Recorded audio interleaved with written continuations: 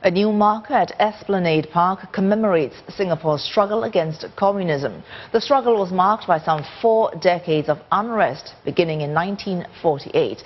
That was when a state of emergency was declared as a result of the communist insurgency. Violence, strikes and turmoil would follow in the years to come. And in this week's Spotlight, Kimberly Spikeman hears firsthand from those who came close to losing their lives during those years.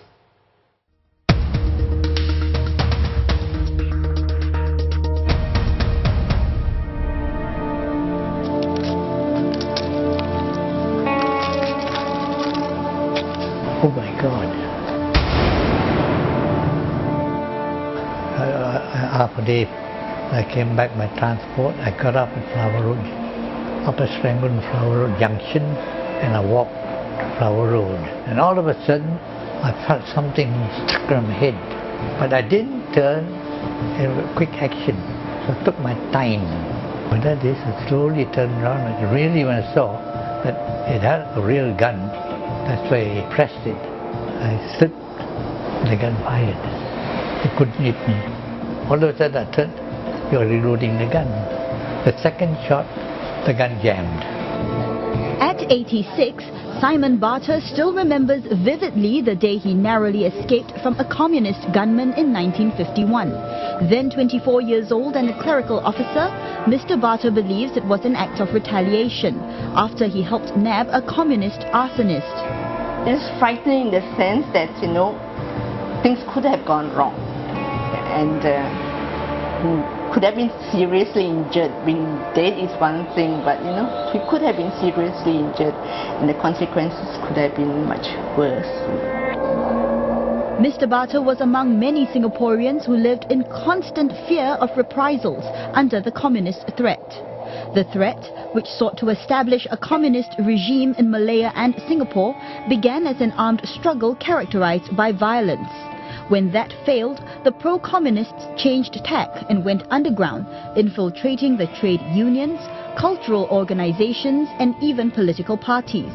This kept officers from the special branch, the intelligence unit of the police force, busy.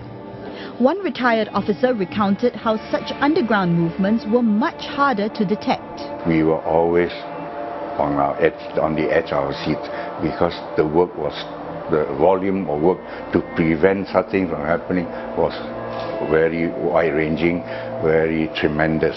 We had to know everything about them, and that's where the development of informants, was very important. So it was up to us and my men to be able to recruit people who can tell us. Officers from the Special Branch, which was the predecessor to what we now know as the Internal Security Department, also had to go undercover to gather information about the pro-communists and their supporters.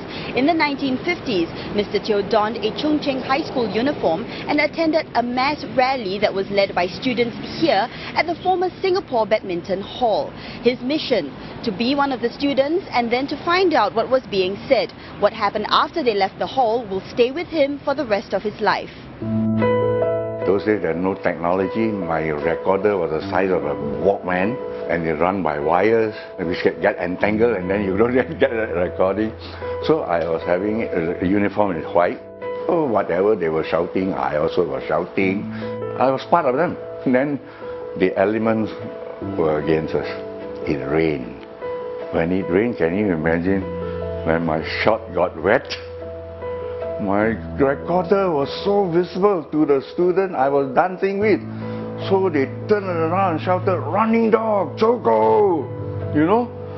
I had to run for my life, The state of emergency left its mark on Singapore, the effects of which are still felt today. Experts say it's hard to understand the way Singapore is governed today without setting this in the context of what happened during the 4 decades of struggle against the Communist Party of Malaya. Our national identity cards were introduced by the British in 1949 as a means to flush out the communist sympathizers in the population. So the Internal Security Act, in the past it was called the PPSO, the Preservation of Public Security Ordinance, these are not new. I mean, they were around from the British time, and they were specifically part of the struggle against the Communist Party. So it's created a certain policy orientation in Singapore for strong government, a focus on security, a focus on maintaining